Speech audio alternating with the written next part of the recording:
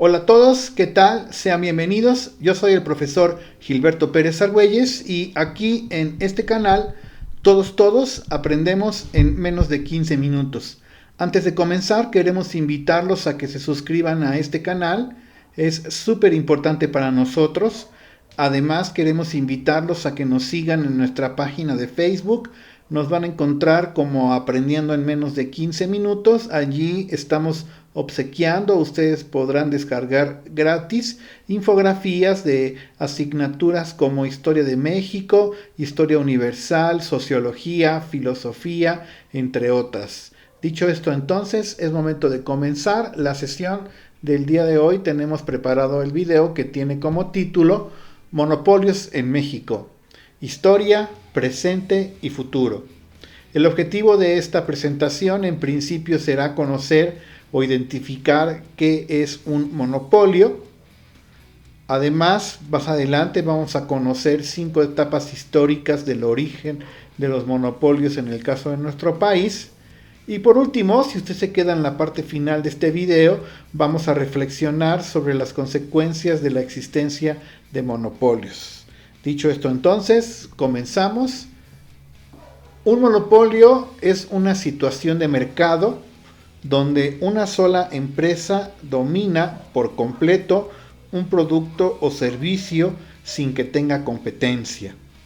Esto le permite fijar los precios a su antojo. Un monopolio, dicho de otra forma, es cuando solamente una empresa, por ejemplo Pemex, puede vender gasolina a nivel nacional. Monopolio entonces es esta situación de mercado cuando existe un dominio por completo, ya sea en la venta de un producto o ya sea en este caso en la venta de un servicio. Y lo importante que usted debe entender es que cuando existe un monopolio no hay competencia, no hay otra empresa que venda ese producto o que dé ese servicio. La formación y transformación de los monopolios en México ha sido un proceso complejo y dinámico, influenciado sobre todo por los factores económicos, obviamente también algunos factores políticos y sociales a lo largo de la historia. Y entonces en el caso de nuestro país hasta parece normal, se ha normalizado la existencia de los monopolios. Y en este caso pues ha sido sobre todo gracias a factores que tienen que ver con cuestiones económicas o incluso con cuestiones políticas, con estos compadrazgos que le permite, por ejemplo, en el caso de Bimbo, pues comprar a su competencia. No sé en qué partes del mundo esté permitido hacer esto, pero en el caso de países como el nuestro, hay empresas como Bimbo que prácticamente ya se adueñaron de todo lo que tiene que ver con esta cuestión de la venta de pan empaquetado. Algunos mexicanos ni siquiera se han percatado, ¿no? Siguen pensando que Wonder o tal vez Marinela o Ricolino son empresas autónomas o independientes. Habrá que abrir los ojos y darse cuenta que todas estas empresas que usted está viendo ya son de Bimbo.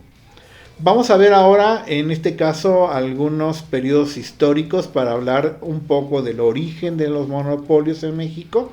Y bueno, habríamos que comenzar con el tema de la etapa número 1, que es la época prehispánica. Existían formas de organización económica que concentraban el poder y los recursos en ciertas élites.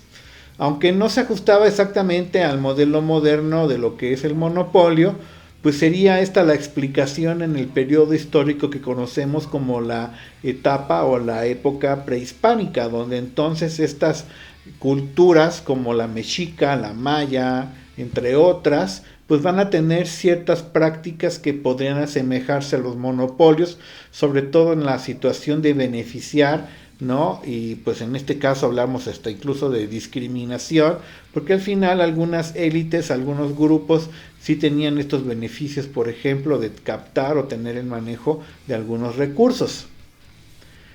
Pasamos a la siguiente etapa histórica, brincamos a la época del virreinato. Con la llegada de los españoles se van a establecer monopolios comerciales controlados por la corona española, donde los beneficiados directos serán siempre los españoles.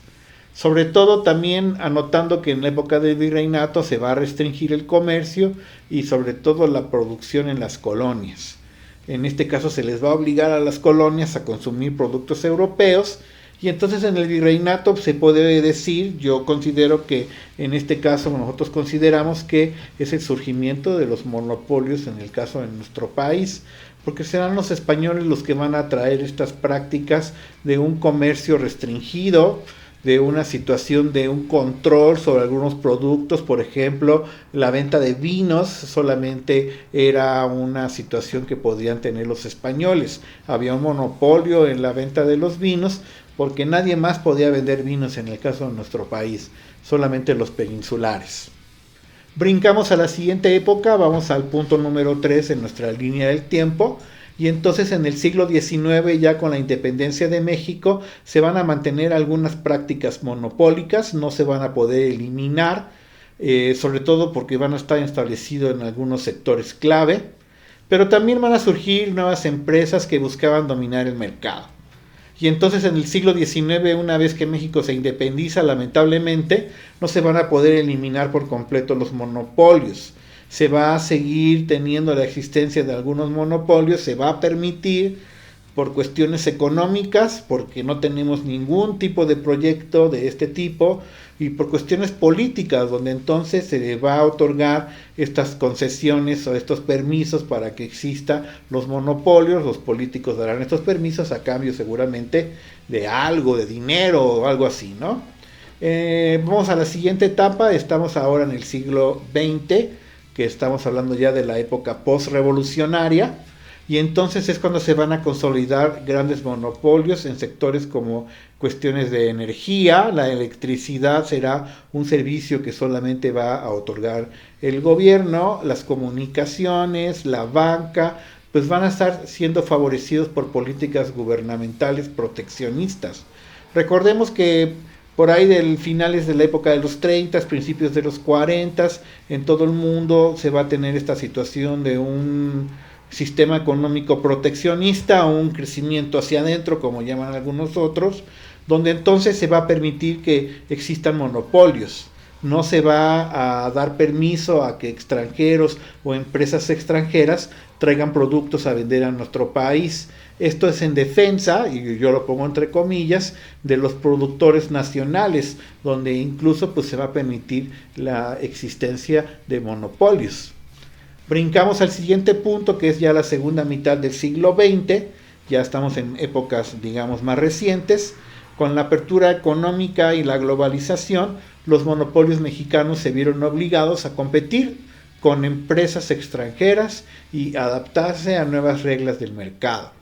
Acá estamos hablando de épocas posteriores a los 80, 1980, por ahí de 1990, va a darse esta situación de libre mercado, la globalización, los tratados de libre comercio, de cierta manera van a obligar a que el gobierno mexicano comience a tomar medidas, a dictar leyes como la que estamos observando en la ilustración, esta ley federal de competencia económica, donde se supone, y yo digo se supone, están prohibidos los monopolios o las prácticas monopólicas. En el caso de nuestro país no aplica del todo, pero sí se puede decir que se va a presentar esta situación de intentar cambiar y sobre todo disminuir la existencia de los monopolios, que si abrimos los ojos bien, en México es casi, pues digamos, normal su existencia.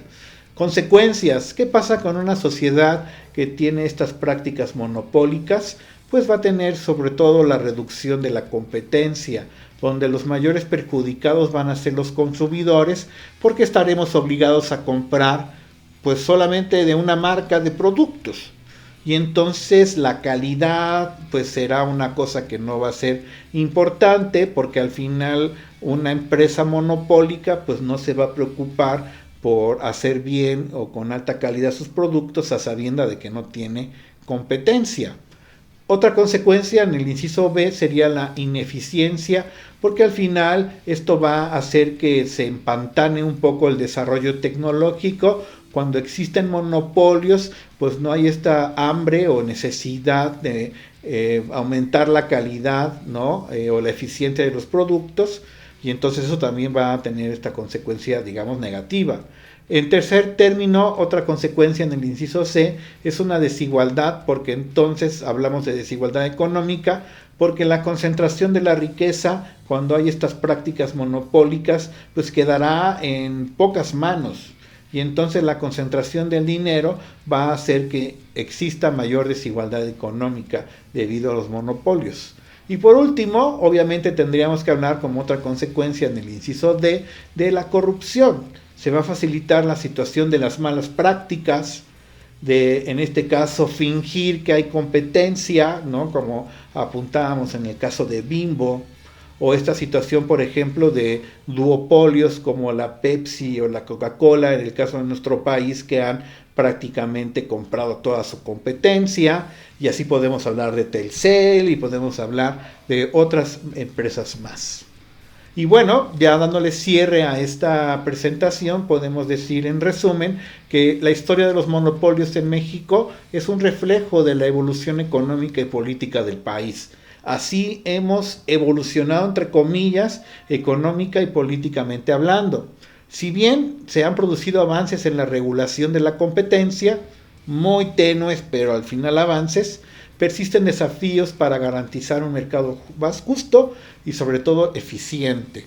Y ahí tenemos el caso de más prácticas monopólicas, el señor Carlos Slim, que es la persona más rica del mundo, durante algunos años ha sido el campeón, la persona más rica del mundo, pues él ha comprado empresas y ha creado estos monopolios. Ahí está el caso de Telmex, el caso, por ejemplo, de tener 2 equipos de fútbol compitiendo en la misma liga. Eso podría ser también muy perjudicial para el fútbol, que bueno, ya sabemos que es más negocio que deporte, ¿no? Bueno, con esto terminamos. Agradecemos muchísimo su atención.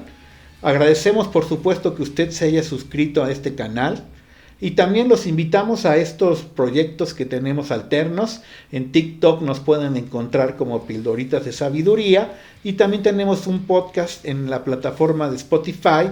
Nos localizan como Historia de México en corto. Por el momento es todo. Muchísimas gracias por su atención. Y nos escuchamos y nos vemos en los siguientes videos. Hasta entonces, chao.